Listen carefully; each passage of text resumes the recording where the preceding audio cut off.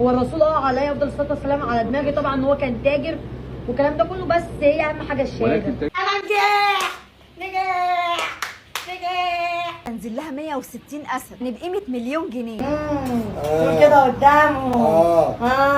لا ايه كده. هلا والله الشباب، ورجعنا لكم فيديو جديد ورجعنا لكم تاني بفيديو نجاح سوزي الأردنية. سوزي الأردنية نجحت، اللي كله كان هيشمت فيها نجحت. خلاص محدش هيقدر يشمت فيها. من غير مقدمة كتير يلا نخش على الفيديو. شفت سوزي الأردنية جابت كام في الثانوية العامة؟ ما شفتش. تعالى سوزي الأردنية ماشي، يعني أنا عايز أعرفك بس إن ده نفعني في كل حاجة، في نجاح سوزي الأردنية، في حبس سوزي الأردنية، في أي حاجة عن سوزي الأردنية، أي حاجة. روح اسأل الراجل ده هيجاوبك على طول. ما شفتش؟ تعال. طلعت وقت انها اخيرا نجحت في الثانويه العامه وحاطه الشهاده عشان ما حدش يكدبها، انها جابت مجموع درجات 205 يعني 50% بالظبط، وطلع ما شاء الله عليك يا سوزي، انت ايه يعني بالكمال والتمام. فرحانه وبترقص وبتقول المجموع ده من غير غش ومن غير خداع وبمجهودها الشخصي. وقت لا ده اكيد يعني يا سوزي، انت ما كنتش بتذاكر يا سوزي، اسكتي بقى والنبي. بمناسبه النجاح هي هتتخطب بعد يومين، بس على مين هي نفسها ما تعرفش. احنا وكمان ما نعرفش مون ايه الكلام معاه. حلوة ولا ايه ده؟ انها كانت مستغربه ان الوزير ما كلمهاش عشان يهنيها. يا ولاد وانا حاسس ان مصر كلها كانت عايز تطمن على نتيجه سوزي. انتوا بقى بصراحه يعني الوزير المفروض كان يهنيها يقول لها الف مبروك يا سوزي. اسكت يا اخي. انا نجاح. انا مش مصدقه، محدش مصدقه. جبت 50% مش مشكله، مش هيدخلوني حاجه. انا نجحت السنه دي، وربنا من الفرحه ما حد مصدق في البيت. والله انا مصدق يا سوزي، اقسم بالله. انا ما اعرفش انت نجحت ازاي. قبل الامتحان بحوالي باسبوعين كده ولا حاجه انت كنت مسافره قطر ولا حاجه، مش فاكر انا، بس اكيد كنت مسافره قطر. يا ولاد محدش مصدق كده، خلاص كده مفيش اي تركيز. هتجوز واتخطب وهروح اتقدم له. خلاص نجحت.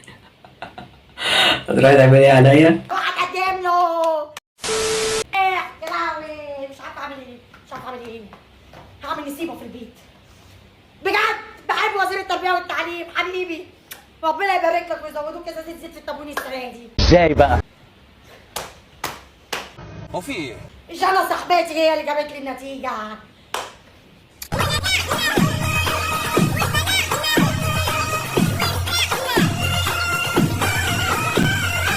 واحد دلوقتي فاشل بيعلق فشله على شماعه سوزي.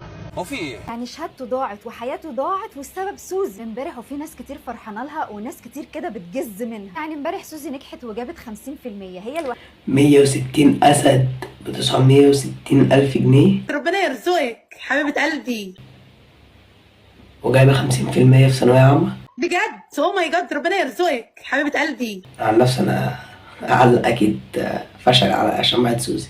يا ولاد اللي جايبه 50%. لا، عندك هنيدي، عندك عمرو دياب، عندك ناس كتير قوي غير الفنانين، ناس عاديه زي وزيك جايبين ال 50% ودخلوا جامعات خاصه. فضلتوا تذلوها ان هي مش متعلمه لحد ما خدت الشهاده، ولما خدت الشهاده برضو بتذلوها بال 50%. البوستات بقى والناس امبارح بتتكلم ان سوزي فتحت لايف ولمت حق الكليه. ناس تقول لك بقى ده نزل لها 160 اسد بقيمه مليون جنيه. يا جماعه هي ضربت حد على ايده وقالت له بعت لي اسد بالعافيه؟ هم اللي بيبقوا. لا ما ضربتش حد على ايده. انت فيكي ايه؟ وهي مولاكي ولا ايه؟ انا مش فاهم. يا ولاد عايز اسال سؤال، حتى لو الكلام ده صح، لو انت في ايدك ان انت تطلع لايف مكان سوزي وينزل لك ال 160 اسد هتقول لا؟ لو الناس حباك مثلا تقول لك تعالى عرض خاص هتقول لا ده مش مكاني غيري اولى بيه؟ هتصدق وهتاخد ديلك في اسنانك وتجري. كل اللي انا شايفاه دلوقتي من ناحيه سوزي ده هو غيره، وبيتمنوا يبقوا مكانها. هو الرسول عليه انا اتمنى ابقى مكان سوزي. فهو ايه بقى ولا عليك؟ افضل الصلاه والسلام على دماغي طبعا ان هو كان تاجر الرسول على راسي، بس الشهاده مهمه. والكلام ده كله، بس هي اهم حاجه الشهاده. ولكن التاجر كان ده بس متعلم، ده لان هو سلاح. لان هو اتعلم هو ربنا كان علمه متعلم. القران وهو اول أيوة، من قال له قرأ. اقرأ. ما انا بقول انا لك. عارفه طيب يا اكيد. شيخ يا اخي، ايه العبط ده؟ العبط ده يا سوزي، بس عشان مش ناقص ساعاتها ولا عليك، عشان كده خلاص. الرسول اللي كان مش متعلم، بس اهم حاجه الشهاده. ايه المفروض ان الرسول كان نازل عليه القران عشان يعرف المشركين ان القران ده مش هو اللي كاتبه ولا هو اللي مؤلفه، يعني عشان المشركين كلهم الكفار كانوا عمالين يقولوا هو ده، يعني هو اللي مؤلفه وبتاع وكده. فهو ربنا ليه حكمه في كده. اقسم بالله عته بنشوفها على تيك توك. جات لك فرصه سفر بره، جات لك فرصه في مطعم، جات لك فرصه في معرفش ايه، جات لك فرصه في اي حاجه ممكن تقف عليها شهادتك. ممكن الناس تبص لك بصه استهلال بسبب شهادتك، مع ان انت انسانه. ما بجد في صحفيين بيروحوا يصوروا مع سوزي في قلب البيت عندها. انا بجد يا جماعه انا بستقل الناس دي قوي. يعني انا اتخرج من اعلام عشان اروح اصور مع سوزي؟ اقسم بالله يا جماعه انتوا بجد قوي، اقسم بالله. مهما كان معاك زي فلوس اهم حاجه الشهاده، ملهاش دعوه الفلوس. هو الرسول عليه افضل الصلاه والسلام على دماغي طبعا ان هو كان تاجر والكلام ده كله، بس هي اهم حاجه الشهاده. ولكن تاجر كان ده بس متعلم، ده لان هو سلاح. اتعلم هو ربنا كان علمه متعلم. القران وهو أيوة، اول من قال له قرأ. اقرأ. ما انا بقول انا لك. عارفه طيب اكيد. عشان كده عارفه ايه؟ والنبي اسكتي بقى، والنبي اسكتي بقى، انت عرتينا. جبت 50%، جبت 50%. مش هيدخلوني اي حاجه، مش هعمل اي حاجه من ما اخش جامعه خاصه. اخش جامعه خاصه خلاص. اخش جامعه خاصه وكمان يومين هتخطب. خطوبتي بعد يومين بقارن. خطوبتي بعد يومين على مين؟ اوعى كده سوزي تخش جامعة خاصة وخدته بعد يومين. يعني في الآخر سوزي جابة 50%، تخش جامعة خاصة، تخش كلية طب. يا أمي يا جماعة، يعني سوزي هتخش كلية طب في الآخر سوزي تطلع دكتورة. يعني بجد يا جماعة مش مصدق أقسم بالله. وهتتخطب على مونلي، وحوار كبير قوي يعني. اللي هيجي يتقدم لي هو في البيت على طول. خلاص اللي كان موقفني الشهاده. خلاص انا بقالي سنه مش عايزه ارتبط. تتكلمي كده ليه يا مارا؟ مش عايزه اتكلمي كده. تتكلمي كده ليه يا مارا؟ خطوه. خلاص عشان امي ما تقوليش انت ماشيه مع واحد وهو السبب في انك تسقطي. جبت 50%. حتى ماما مش معترفة بمونلي. اقسم بالله ام فاشلة، اقسم بالله. يا جبت 50% بمجهودي اقسم بالله بمجهودي. بقالي سنتين في ثالثه ثانوي عام، نجحت السنه دي. محدش هيشمت فيا، صحاب امي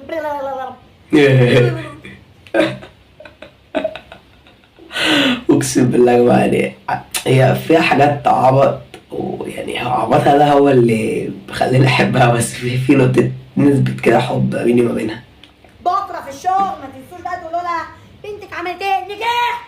عملت ايه؟ نجحت.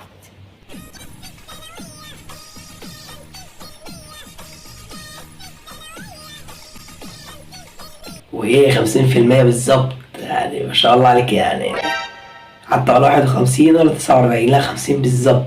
لكنك يعني كنت عايزة تجيبي 50.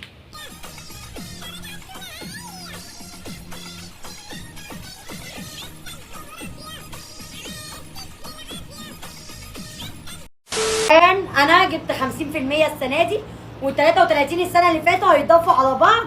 جايبه 83%، والمدرسه بتاعت المدرسه إيه ده؟ والمدير وكله قال لي كده المجموعين هيتضافوا على بعض. جبت ايه ده بتقولي ايه يعني؟ ايه مجموعة اللي اتضاف؟ ايه العبط ده؟ مفيش الكلام ده. يعني انا عشان سقطت السنة اللي فاتت جبت 47%، السنة اللي فاتت واسقط واجيب السنة دي 50% يبقى جايب 99%؟ ايه بقى الشغل ده بقى؟ يعني انا دلوقتي واحد مثلا جاب 49% وجايب السنة دي 50%، ابقى جايب 99%. واحد طالع اهله السنة دي وجايب 60%. عبط اقسم بالله. عتها البنت جالها تروما من كتر ما هي جابت 50% ونجحت. 83% للناس اللي كانوا بيقولوا عليا فاشله. والكلمه معلش بس هو ابوك طلع في الفيديو دي، يعني المفروض تعرفين انت عشان احنا ست فانزاتك. ابوك طلع في الفيديو دي مش فاهم.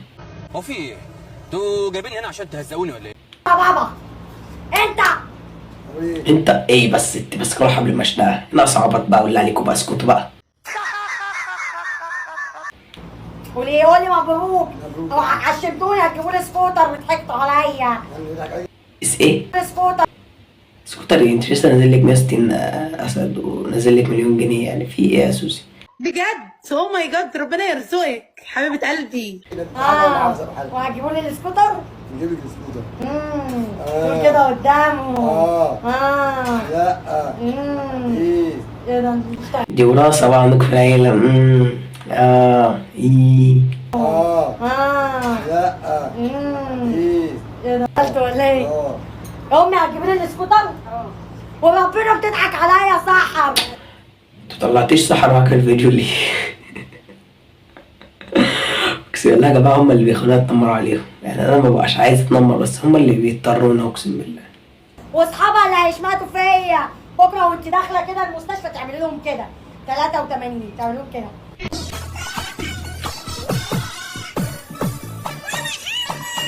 الفري كله عن سوزي الأردنية، يعني أنا مش فاهم إزاي كل ده عن سوزي الأردنية، مش فاهم.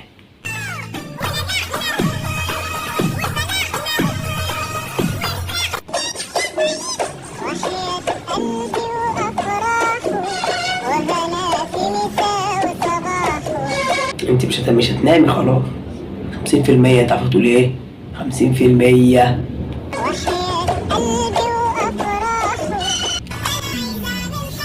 انا بعد ما جبت 50% في الثانوية ده اللي هي تخطبه تروح تتقدم له.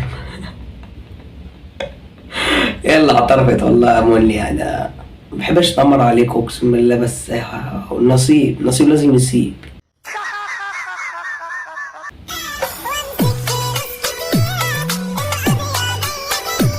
هنمسك له اكتر من كده وبقولك انت لسه نازل لك مليون جنيه، عارفه يعني ايه؟ بجد او ماي جاد ربنا يرزقك حبيبه قلبي.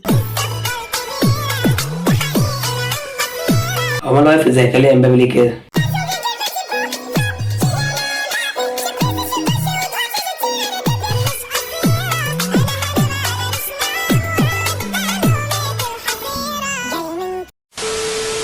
وبس كده يا جماعه، شباب الشباب كده فعلا جرس الحاجات حلوه انتوا عارفينها دي، وكده نكون عرفنا ان سوزي هتخش كليه طب جامعه خاصه وهتبقى دكتوره وبس. يلا سلام.